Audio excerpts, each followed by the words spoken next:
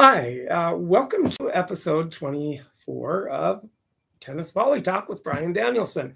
Hey, today what I have is an in-house guest, Rob Small. Me and him have been playing tennis about 15 years or so, something like that, through tennis tournaments that we've been in and met each other at.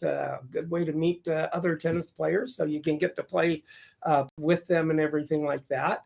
But anyway, Rob, just kind of basically, are you a local guy here from Minnesota, or did you come from another state, when you came here to Minnesota, or what's the history behind what got you into tennis, how it got into your blood, and kind of the story behind that of what happened to get you where you are on the court? Yeah, definitely. So my story is a little, I think, different than most people. I wasn't 8 or 9 years old hitting at a club or getting lessons or anything like that. Yeah. I grew up as an athlete, but we played every sport under the sun, Okay. except tennis. Oh. My dad had played when he was a kid, but I was baseball, basketball, football, that kind of deal. When it got into my blood, I was probably about 9, 10 years old. And that was back when Wimbledon was on HBO. Oh my gosh, yeah. And you could only get it on HBO. Only back HBO. then. I don't know why they did that. Don't either. But I like the format that they have now. Oh yeah. But I was flipping through channels one day, and sure enough, there was Wimbledon, and I remember the dominant player at the time was Pete Sampras. Oh yeah. My tennis idol. Yeah. Just a great player. I think he's the greatest serve and volleyer of all time. Oh darn near. And I was just kind of infatuated watching his game and his power and his slam dunk shot at the net. And he just was just a beautiful player. And I never got into tennis after that, but I did like watching it. So fast forward till about 2001. And that's when I was flipping through channels again, and here's the U.S. Open. Oh, U.S. Open, yeah. And Pete Sampras was kind of tearing through that one. And that's when he met Andre Agassi. Yeah. And they had their epic 2001 battle. Oh, gosh, yeah. 4 sets. 4 sets. All tiebreakers. That was an unbelievable match. It's one of the best matches I think you'll ever see. Oh, and they hit that ball pure striking all the way through that whole 4 sets. It was beautiful. It was unbelievable. It was beautiful. And no breaks of serve. Yeah. I don't know if you can find 4 other sets where there's been no breaks like that. I really don't think you could ever find anything like that. No. Nowadays, previous or of anything that happened. Absolutely. So, and I even went back and rewatched that match. Oh my gosh. Yeah. Get the blood pumping, as if you were doing it again. Yeah. And, even though you know the outcome, it's still great to put yourself back in that time period. And so Andre, actually, he took that first set, and then the next 3 went to Pete. Yeah. But I was watching the 4th set. That's when Andre was up 3-1 in the breaker, had a serve, and he kicked a serve out wide, had an easy forehand, and he missed it. I'm thinking, oh, wow, these guys do what I do every day. They miss the forehand. Yeah, miss the forehand, yeah. But, if Andre had gotten that one, I wish it would have went 5. That would have been the cherry on top of that Sunday. Oh, yeah. And I just don't think anybody was ever going to break that match. Oh, I know. I don't think so. It's crazy. It is. But that got in my blood, and I was watching it with my friend Ryan at the time. And we went out, and he had 2 rackets. One was fairly newer, and one was like kind of one that Connors would have used or something back in the day with a really small head on. Yeah, a squash racket or something. And of course, he gave me the small headed racket. Yeah, thank you. Here you go. Here you go. Oh, yeah, okay. Great. I'll use this. What is this? So he beat me 2 out of 3 sets because he had the I'm going to blame it on the better racket. Yeah, the better racket. Yeah, the more high-tech racket. The more high-tech racket. And then we played the next day, and it was the same thing. But I remember the 3rd set. It was really tight, and that's when the rain came, and we weren't stopping. Oh, no. Even if we tripped or slipped or whatever. Oh, yeah. We didn't know tennis. Young back then. We were young. I could take a fall. Yeah. And he beat me again 2 out of 3 sets. But that whole run with Sampras, and that's when I actually went out and started playing tennis. So then fast forward to 2002, and it was about April. And I was in a class called Occupational Foods. Oh, okay. And it's actually, and it's still there today. It's a restaurant really? inside Elk River High School. Oh, wow. Yeah. Okay. And we were the first class to use it. Oh, my. And I got the easiest job. I don't know how it landed on me. I was the pop pourer. Oh, there you go. So, and of course, I'd pour myself one and set it off to the side. And, oh, gosh. But my friend Thomas McElpine, he manned the grill. Okay. Yeah. And Thomas McElpine, he played 2 years of varsity soccer, and then he switched just on a whim, and he became the starting strong safety for the football team. Wow. And the football team was pretty good back then. Yeah. Of course, Blaine or Champlin would always knock us out in the second round of the section. And then he was a wrestler. He was a great wrestler, 135 pounds. His senior year, he won the state title. He went 47-0. Wow. So this dude was an athlete, and he was chiseled, and he was ripped. And I remember, we built a pretty good friendship. It was his senior year, my junior year. Okay. And I looked over at him and I said, I think I'm thinking about playing a spring sport. And he said, yeah, like what? And I said, tennis. And I kind of laughed and I went back to pouring the pops, and all of a sudden he goes, you should. He goes, I play tennis. Oh. And I said, Thomas, wait a minute. Hold on. No, something doesn't sound right there to me. And it kind of went off in my head. I'm like, dude, you don't play tennis. Like, what are you talking about?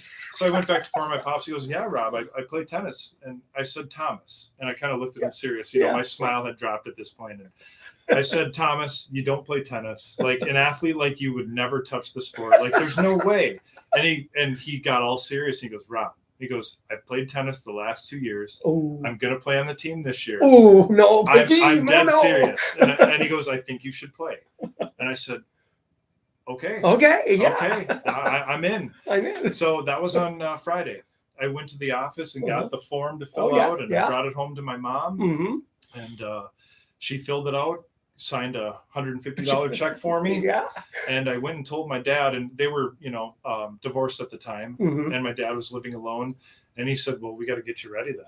So he went out and bought me a racket. Oh, good. And a bag, a couple cans of balls. Oh, there you go. Some brand new all-white K-Swiss shoes. Yeah, K-Swiss. Got to match the uniform. Yeah, got to match your uniform. And he bought himself a racket, but he said, I'm going to play with this, but this is your backup racket. Oh, yeah. And okay. He went through, and my dad is not a tennis player by any means, but he's an athlete. Oh, sure. So he tried his very best to get me ready for what was coming. Just to at least get the strokes and the feel right. Exactly. Yeah. Exactly. Now, this was... I knew how to keep score, but I didn't know how tie breaks worked. Oh, sure. And I didn't even know when to switch sides. Okay. So, but I'm joining the team. Yeah, joining the team on Monday. Yeah. So we went out and we played like 6 sets of tennis over that weekend. Okay. And he did his best, and for me, I'll personally never forget that. My dad went above and beyond. And oh, sure. I know people think, well, parents are supposed to take care of their kid, but he went above and beyond. Oh, sure. He did everything he could to get me ready. Oh, yeah, absolutely. So that Monday came, and I just couldn't wait for class to get over. I want to get out to the court. I want to start playing. Yeah. So, and I remember this girl, I can't remember her name though. She played on the team, and she said, are you going to play singles or doubles? And I said, I don't know. I just want to play. Just get me out on the court.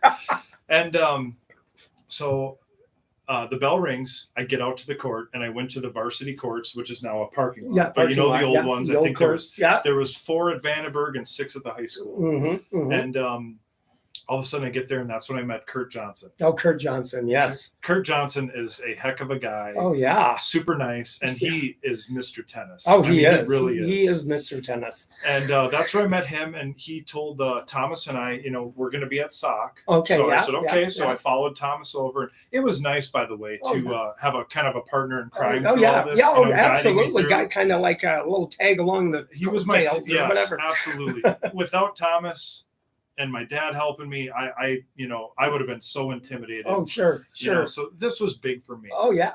So I get to the court, and all of a sudden I see Thomas, and he's peeking through the windscreens, and I'm going, what's he looking at? It's just kids hitting the ball. And he goes, and his eyes got all big, and he looked at me, and he said, we have a match today. Because I did forget to mention, we signed up 2 weeks late. Oh, 2 weeks late. So we missed all the pre-stuff. Pre-stuff? Oh, so it's almost like, could you imagine walking onto the team? And you don't even get to, you're going right in the game. You're going right into the game, into a match. Exactly. Oh, gosh. And here comes the other Mr. Tennis, and that's Randy Ronning. Randy Ronning, yes. And he's got his clipboard, and this was 2002, so this was 21 years ago. Oh my gosh! So I've known Randy and Kurt for 21 years. Oh yeah, yeah. And he looks at his clipboard and he looks at Thomas and he goes, "Hey, I know you." And Yeah. he goes, "How's it going?" And Yeah. they chatted for a minute. Yeah.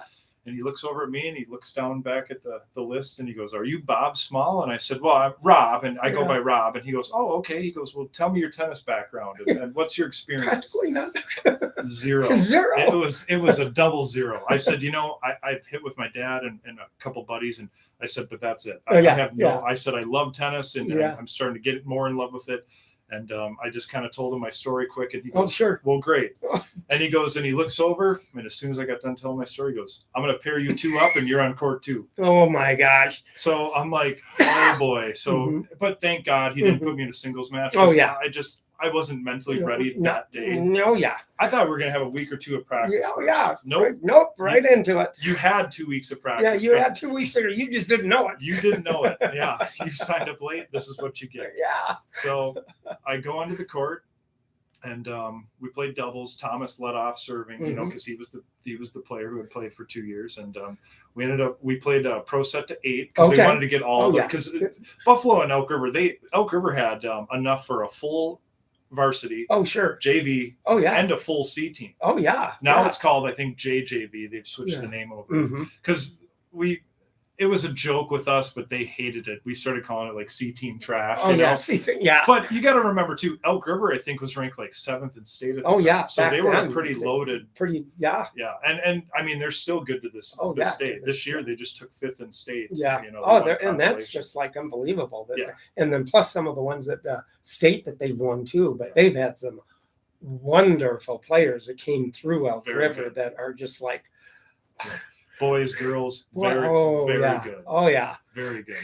And so we ended up winning the pro set. We won 8-1. Oh my gosh, good for you guys. It was awesome. I hit 3 or 4 really good shots at the net, and I thought, I think this is my sport. Yeah, the only game that we lost, I double faulted twice on my serve. Yeah. And I hit an easy one in the net. And then they legitimately won a point. Oh, sure. But that was the only one. And Thomas afterwards, he came up to me and he kind of talked me through the whole match. Oh, yeah. He told me when to switch sides. Yeah. He told me, like, we didn't get into it, but he told me how like a tiebreaker would work. Oh, sure. And all that, because at 7-all, they said that's when you do the breaker. And I was like, what is that? Oh, gosh, yeah. Oh, no. I was a deer in the headlights. Oh, yeah, deer. But I remember like how fun it was. Oh, and, sure. It really sucked me in, and this was it. Oh, sure. So, and I ended up that season. I went 7-2 total. Oh, good. Singles and even doubles. in the first year. Even in the first year. Oh my gosh. So I had a really good year, and I don't know if they still do this. I'd have to ask Randy, but it's called PowerPoints. Okay. When you play for varsity and JV and all that. And if you get a win at first singles, you get 10. Yeah. And at second singles, it's 9. Yeah. At first doubles, it's 8, and so on and so forth. Yeah. Well, I didn't know this, but I ended up getting most power points for the team. Oh, good. Because you were just kind of the steady player all the way through the season. All the way through, yes. Yeah. Now, that doesn't mean I was the best player. No. But I guess it meant wherever I was the most consistent. Oh, the most consistent, yeah. And I remember going to the end of the year banquet, and my dad went with me because I really wanted him to be there because he kind of jump started this whole thing. Oh yeah, absolutely. And I looked in the little pamphlet that they gave us all, and it said Rob Small most PowerPoints, and then it said trophy, and I said, oh cool. I said I didn't know any of this. Oh gosh.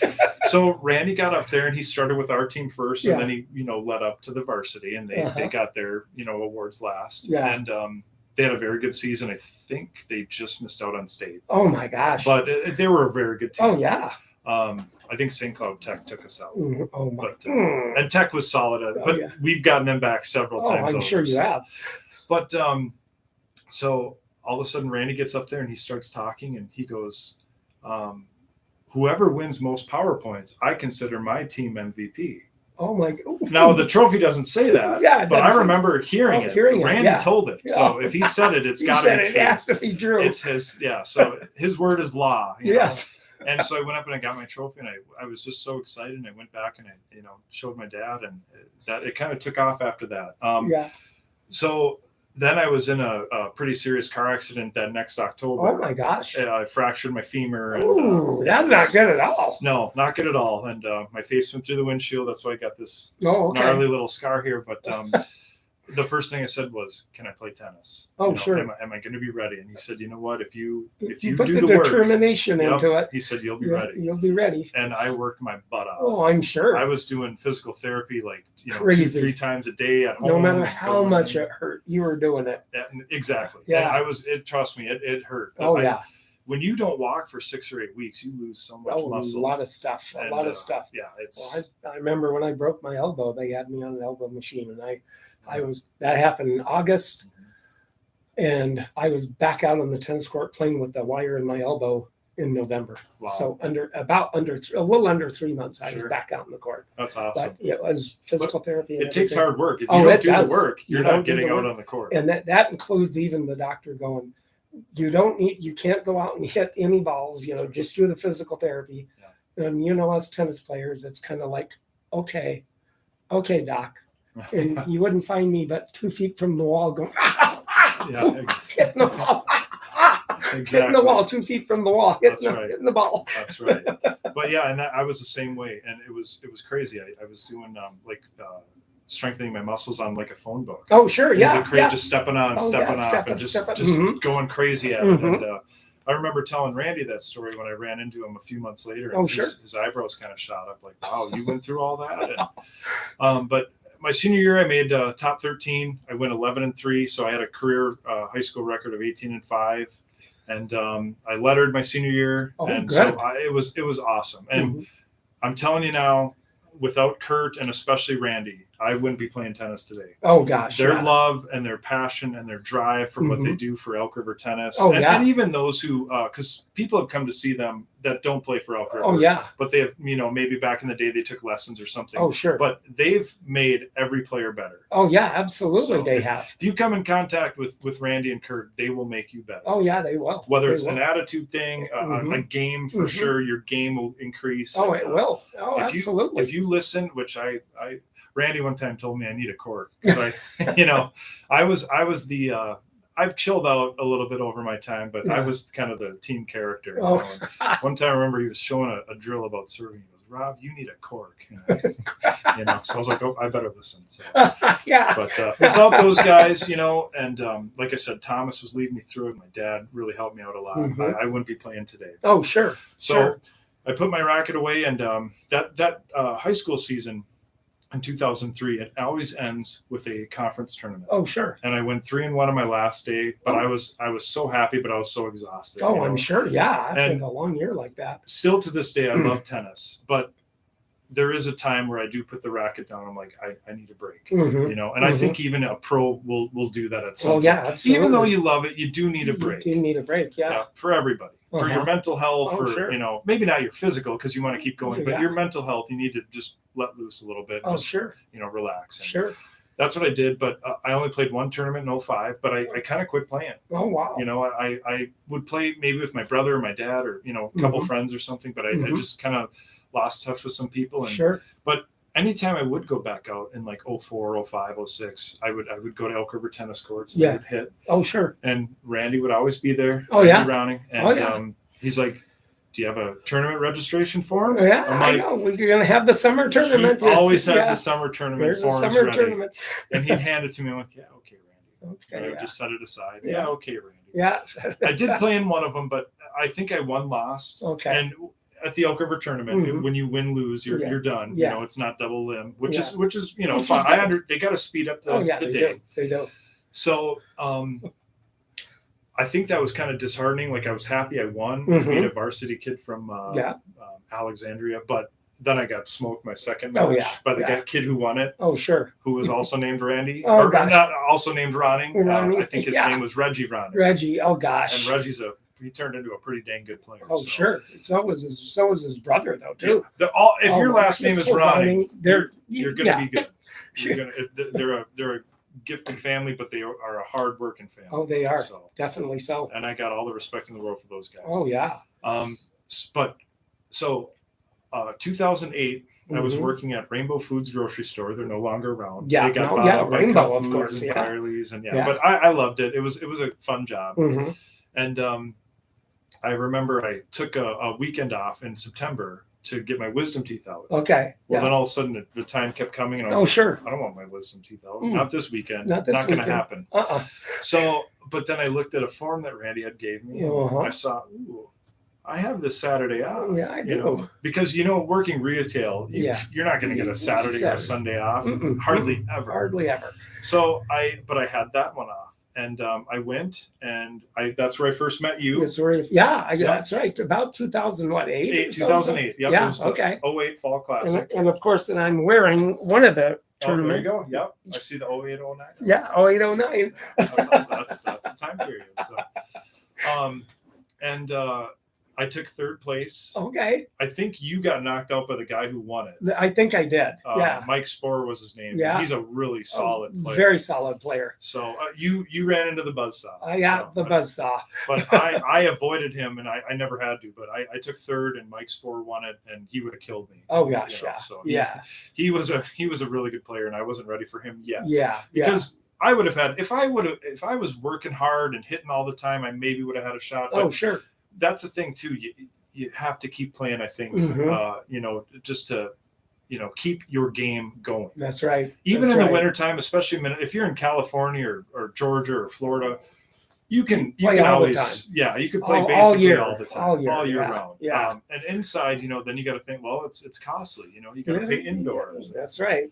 When are you going to choose that time to be able to do that? Exactly. And then when you're working full time, and now I have we're a combined family. I have 5 kids, so and they're all in sports. Oh my! Well, and you're kind of okay. Oh, yeah. When's the tennis going to come in? Exactly. but now I'm trying to find that time. And, sure. But back in that. When I took third place at that tournament in 08, that's what I got that trophy, and I literally held that thing for like a week because I was like, I did not see this Bring coming. It to work. See what I want? Yeah, I did. Well, I had a tennis buddy at work too, and I told him about it. And he couldn't believe it. He's like, "Wow, you went from not playing to winning third." And I was just like, I don't know how I did it. Yeah. But that's what jump started again. Kind of my second run in tennis. Yes. And I played a summer tournament in 09, and then I was consistently hitting. Yeah. 09 was kind of crazy that day. I woke up and I had really bad pain in my low back, and it was coming from my kidney. Oh, no. And I found out later because I had the same pain in 2010 in another kidney. It was a kidney stone. Oh, no. But those are not fun. No, and you were in that tournament, and you took third. I did. That's right. I remember. You took third. The guy, he walked off, I think, after the semifinal match, which is, hey, that's his problem. That's he his problem. Have done that. I know. He shouldn't have. But because I remember talking to you about it, I said, you took third, right? And you're like, yeah, it's kind of a tainted third because you didn't have to technically play for it. But hey, you were there. He was there. Yeah. I think he was so, and I've seen that before, which is horrible sportsmanship for you tennis players out there. You don't walk away. I know you want the championship, but if you lose in the semis, go after third. Yeah, go after third. You don't want to put all that work in and go home with nothing. Now, if you get beat, hey, it is what it is. But I remember one tournament that I was in there in Elk River, and I was playing for the first place, and that match was back and forth. Of course, back then I had a lot of oranges and bananas and regulated through the day water and stuff, and even took oranges to the match or to that match. And it was hot, and the guy started feeling really bad with the heat and all that. And I pulled my hamstring that match, and he kept kind of going, I'm really. Are you sure you want to continue? Do you want to keep going? Do you want to keep going? I'm not feeling very good. But I want to keep going. Yeah, exactly. And I beat him 10-8 in a third set tiebreaker. Wow. You can't get closer. And you can't get closer than that. And I used to have a beautiful little. They bring me out wide to my backhand, and I had this little scoop, easy cross court shot that nobody could really get to, and I won it on that, and I won the trophy, and it was like. But then it was like, and then right after that, the rains hit, but it was still was perfect timing. But I ended up because I wasn't going to give up. I didn't feel bad. I wasn't feeling sick. Sure. And he was, but I said, no, I'm fine. Even though I had bad hamstring, I still made my way through it. And that's awesome. And I like hearing stories about that. It's perseverance, and it's never giving up. Now, there's a time to be smart and a time to where it's probably foolish. Like if you break your ankle, well, you have to stop. Oh, yeah. There's certain injuries, but like that, if you're thinking, if I keep playing and I'm hurt, is it going to hurt any worse? And if the answer is no, then you know your body. If you can go out and do it, you keep doing it. Oh, sure. But if you walk away just simply because you lost your semifinal and you're not in the championship playing for first, absolutely, keep going. Yeah. Because one day you're going to have a son or a daughter or a niece or a nephew, and they're going to look at that and say, well, what should I do in this situation? Should I walk away just like you? Oh, yeah. Or should I keep playing? Keep playing. And you keep playing. Keep playing. Yeah. And I grew up in the 70s. That's whenever all the courts were full back then, and the high school courts and everything. That's what got me. I got into it in high school, in junior high. And that just kind of kept with me all through the years. So with my growing up, it was you couldn't find a court on the high school courts at all. I believe it. And Saturday afternoon, you play with everybody. You go to the high school court, and it was all filled with doubles, but it was all the old guys at the court. And then you get there, and you'd have, hey, come on in, fill in. The one guy would leave you go in and fill in the doubles. And if you didn't know anybody, you wouldn't get a court until 3:00 in the afternoon and everything, which was so wonderful too. And then, flash forward and coming here and being able to find people to play tennis. And then I met Randy and Brandy, and I've known each other for probably close to 30 years. Wow. And I met him in the Blaine Tennis League when I met him, and then played him, and he was so good back then too, and whipped me all over and stuff. And I believe it. And it was like, and that's where I first kind of met Jim McGibbon. I didn't play him, but that's where I first met Jim McGibbon, which is another phenomenal player. He's a legend, and I hope you have him here one day. One day, I think he will get here. That would be nice. Yeah. This is the 52nd annual Elk River Open coming up. Oh, 52nd. Oh, 52nd. And I think Jim's missed 3 of them. Oh, yeah. Yeah. Think about that. 52 years, he's missed 3 of them. Only 3, yeah. That's consistency. Oh, that is consistency. It really is. Finest, so. Yeah. Yeah. And then that's the other thing too. So I was talking about the kidney stone, and I battled through and I took consolation. Okay. But what I realized then, and what I'm realizing, this past couple of years, is if you're not getting out and hitting, you can start to hit, and you can always build your game back up. I believe. Oh, sure. If you put in the work. But what's even more important than that is taking care of your body. Oh, yeah. I had unhealthy habits. I was drinking a lot of pop. Yeah. I would still drink a lot of water, but when you're mixing that garbage in, it's awful. And then I would work a lot, so it was a lot of fast food. A lot of Burger King, a lot of Taco Bell, a lot of that pizza, and the quick meals. The quick meals. Yeah. Lately, I've lost about 35 pounds. Oh, good for you. And I've eaten more salad, more vegetables, more everything in my life the past 2-3 years than I ever have. Oh, goodness. Great. So I am working through some inflammation, and I had a strained SI joint, so that's kind of bugging me a little bit, but I will get through that. Oh, sure. And I do believe my healthy habits are putting me in a position to where I can go out. Oh, sure. And I can still keep doing it. Oh, yeah, absolutely. And your body's like a car. You got to get the oil change. You have to, kind of keep working the at fuel. it. You got to, and you got to check under the hood. Go in and get your checkups. And stuff absolutely. Like that. And us guys, we're kind of stubborn. We're like, oh, my ankle's been sore, or oh, I've got a sore knee. Well, it could be something worse, and it could be something as inflammation because of what you're eating into your body. And my knees are feeling great, and but back then, I had extra weight on the joints. Oh, yeah. That's never a good thing. And the food you eat really is going to represent who you are. Oh, that's true. That's true. Absolutely. So, like I said, if you're getting some bad habits, it's time to maybe make a change, but you mentally have to be ready for that. Oh, yeah. And I finally was. Yeah. And with that, I mean, I think that really, that Randy in itself, with the Elk River Tennis Tournament, has put together one of the best tournaments that they have during the summer. Yes. It was so full one summer that we ended up went out to Anoka to have to play matches. Yeah, and that's something. And I happened to get Stu McGibbon, Jim McGibbon's brother, in that one, and he was a pure serve and volleyer back then. nothing but serve and volley. Wow, And that was yeah. it went like a 6-4, 6-4 set, but it was a real good tennis all the way around.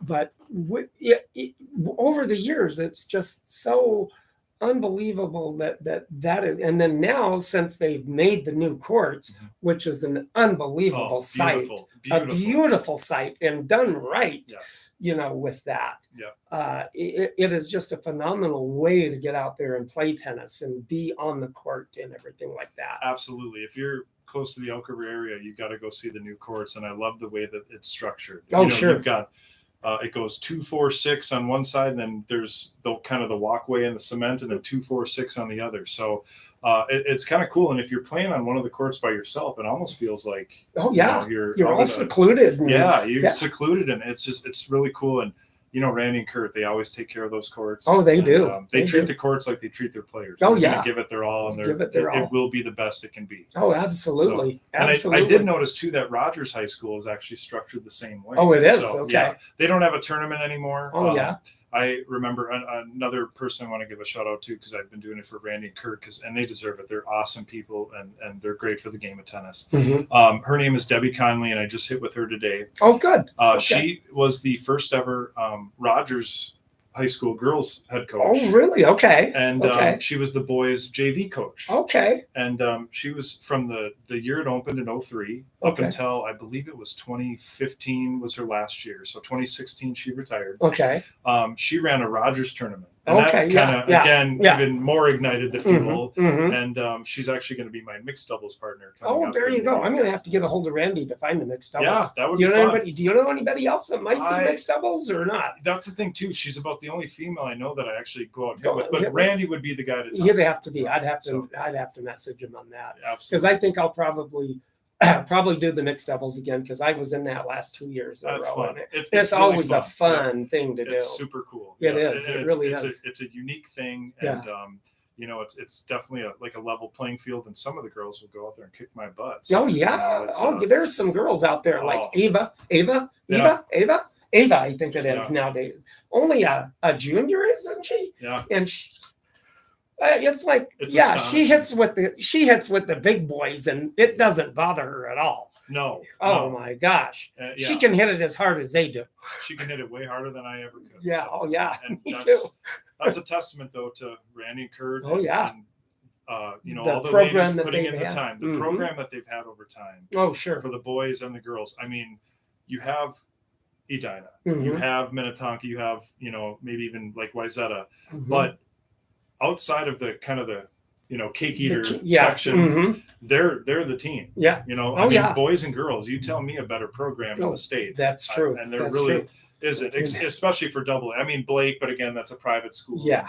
And I give them all the credit mm-hmm. in the world in Rochester Mayo, but mm-hmm. Elk River really is, especially for around here. They are the cream of the crop. Oh, absolutely. And that's amazing in itself to have all of that plethora of tennis talent around here. Absolutely. With that. And, and it's hardworking talent. Oh, it is. A lot of these kids maybe were blessed with the athleticism. Oh, sure. But it is the hard work that they put in, and what Randy and Kurt do. And, mm-hmm.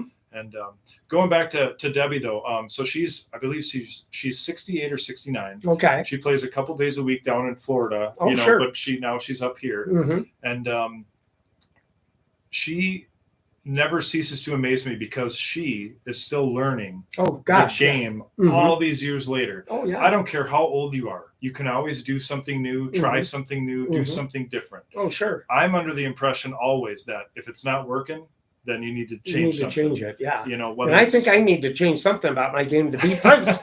Oh, he's You'll get to Bruce. I hope believe so. it. I believe it. But again, though, it's maybe attack his backhand more, or maybe switch up. Maybe go for 2 first serves.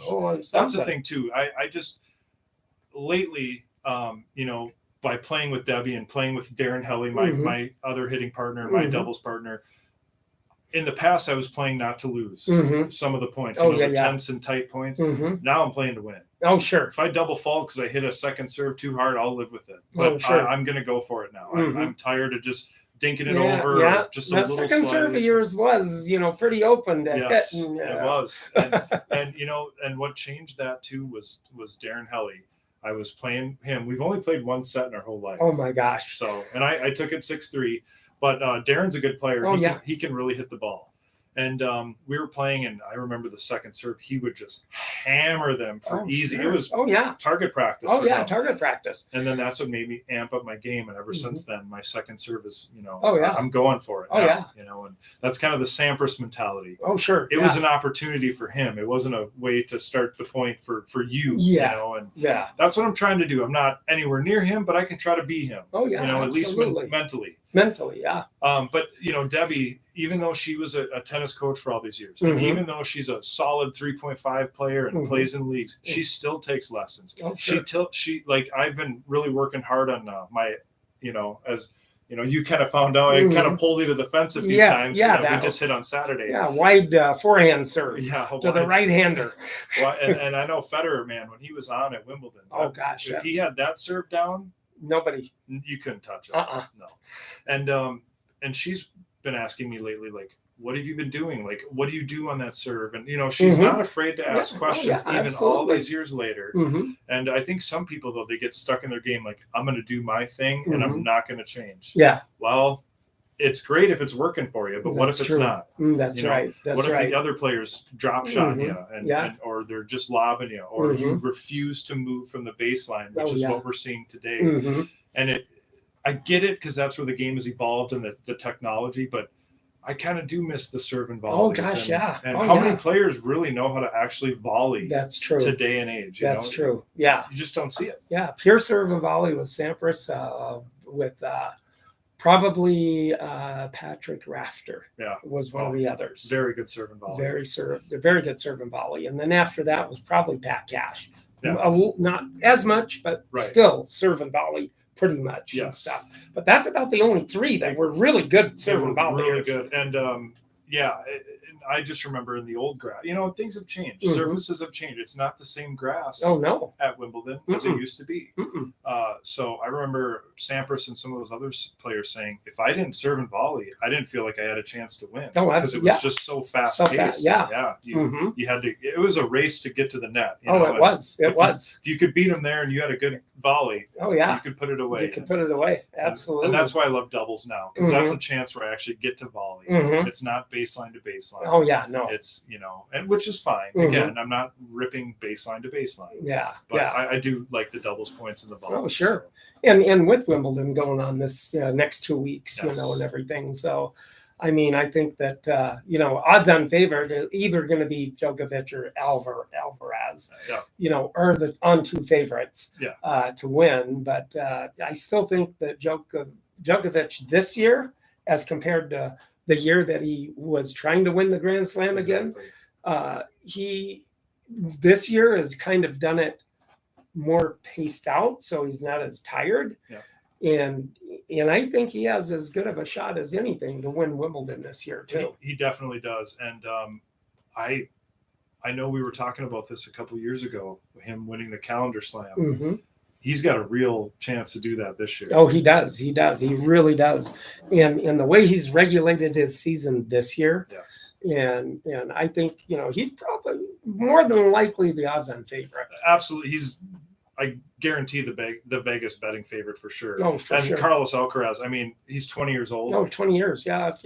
It wouldn't surprise me if that kid ends up winning 20, 25 slams. Oh, I wouldn't surprise me. He's so talented. Yes. And so knowledgeable with the natural of what to do. Exactly. On whatever shots he has. It's like he's 35. Yeah. And mentally, yeah. And in a 20-year-old young body that can flat out hit the serve and the forehand and backhand. Yes. The only knock on him is, you kind of saw it in that Djokovic match. Oh, sure. That's when he started cramping. About the 2.5 hour mark. And it's like the nerves kind of got to him. And I don't think it's really a hydration problem, because that guy's fit as a fiddle. Oh yeah. So I remember Nick Kyrgios kind of saying something about that, like if about being nervous, and that could definitely be a part of it. Tighten up. Yeah. And that's where Djokovic is this is a walk in the park. Walk in the park. He's been there, done that numerous times. Oh yeah. And that's it. I mean, you want to see a guy who, now granted, he's had some outbursts.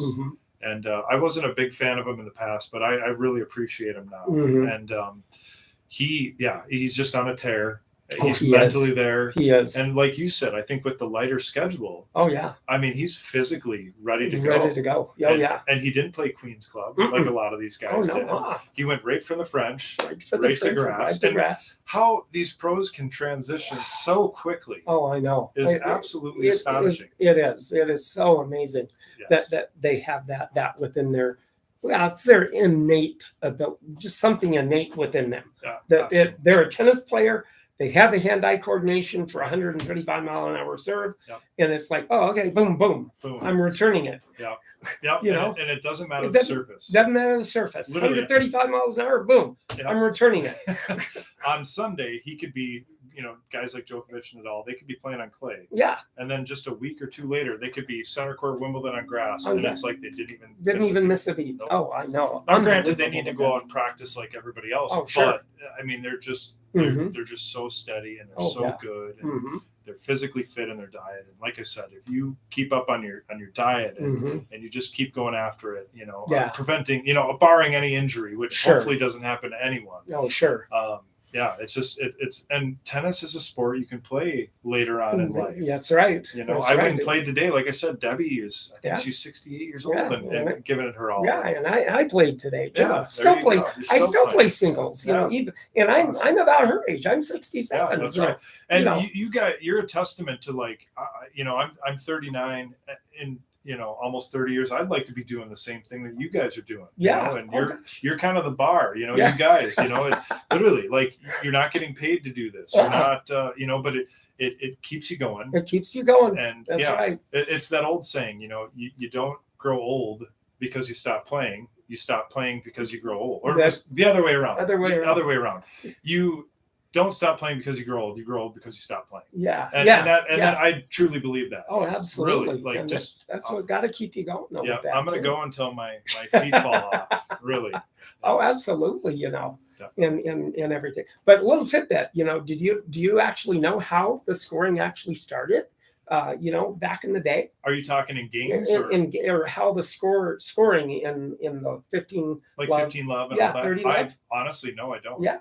It actually really started by the face of a clock, and they took every 15 minutes. Okay. So 15 love, 30 love. They had it at 45. Okay. And then they just kept evening it up, and then it was deuce when it got there. Sure. And then they kicked it back to 40, and then it went into add in, add out after that. But it was by the face of the clock doing it every 15 intervals. Wow. So 15 there, so it'd be 15 love, 30 love, or then 30 15 15 30, and then they just kind of continue it that way but it go back and forth, deuce and deuce. I want to know who the jerk is that took it away from 45 and put it down to 40 and messed everything up. Messed everything up. It made it sound more even 40. I guess. Instead of 45, just make it 40. So where did the love come in? Is that... Well, that's zero, meaning nothing. Yeah. Okay.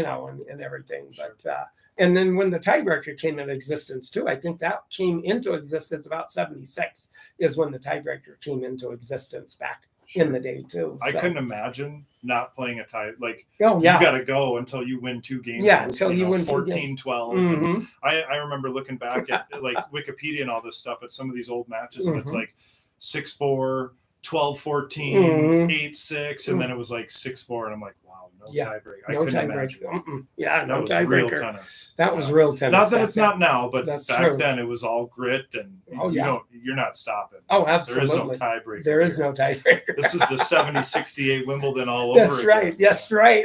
Don't break. Don't break. Yeah. Don't get broke. Don't get broke. Oh my gosh, that was amazing too. Yeah. That was an amazing match in itself too.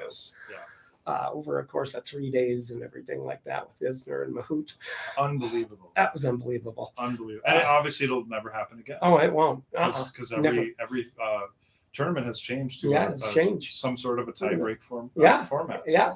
And now with the format with the tournaments now that have come in with the automatic line calls now has eliminated a lot of a lot of the. Are you serious? Yep, You know, cannot whatever. be It's, seen. you know, that was in. I saw chalk fly. Chalk flew out. Well, the ball that says it was out because That's it right. was. That's right. Good old Johnny Mac. Yeah, good old Johnny Mac. You know. Yeah, I can see why he was loved and hated. And hated. That's true. Yeah, absolutely.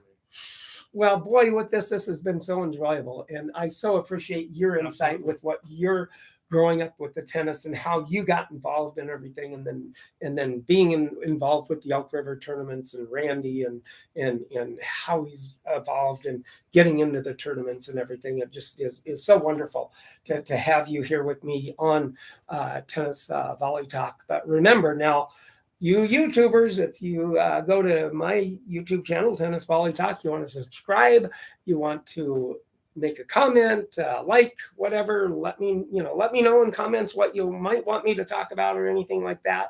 But also right now, what we're going to do racket of the day here. And this racket is actually, it is actually called a Narragansett company, metal company out of Providence, Rhode Island. And this racket here is probably, I would say probably in the, probably mid 30s, early 40s racket is what this is. But it was made and it's actually made out of that company. And it was founded in 1882 is when that company was founded. Sometime in the 30s, they started making the rackets and stuff. This is probably, I would say, 30s, 40s racket. And you can tell that it has a brass screw in it right here. And that's anywhere in the mid 30s, early 30s, mid 30s into the late 40s is when they had the brass screw. But this is when it was made and still in very good shape for this kind of a racket. And it's called the Narragansett 30 racket is what it is. Now, you YouTubers, go to that and you'll be able to see this. But you podcasters, if you want to see this racket that I'm talking about right now, be sure and go to my YouTube channel, Tennis Volley Talk, and you'll be able to see that racket, what I'm talking about right now and everything. So very good racket, still to this day, a very, very good condition racket, and everything like that. But very, very, very good, well-made racket yet, and made out of that company out of Providence, Rhode Island, and founded in 1882. And somewhere in the 30s, they started making the tennis rackets and producing them. And that was a manufacturer that they did. So very good racket to see and have, and to have you look at for you podcasters. If you want to take a look at it, go to my YouTube channel, Tennis Volley Talk, and you'll be able to see this racket that I'm talking about today. So very good racket all the way around. I don't think, aside from the International Tennis Hall of Fame, I don't think anybody has a collection like this. Yeah, very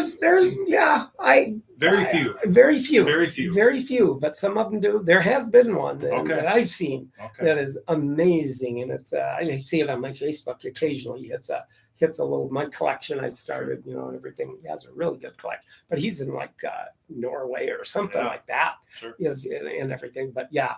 I've really, really, enjoy my collection. That's awesome. And a lot of history here. It is a lot of history. And with this, to be able to have these rackets, if I didn't have them, they probably would have been in the junk heap. Yeah. 100%, and gone. 100%. And not seen at all. Yeah. And one of these rackets right here, the oldest, March 8th, 1908, the Dreadnought Driver. Is what it's called, and derived from the World War II battleships back in the day.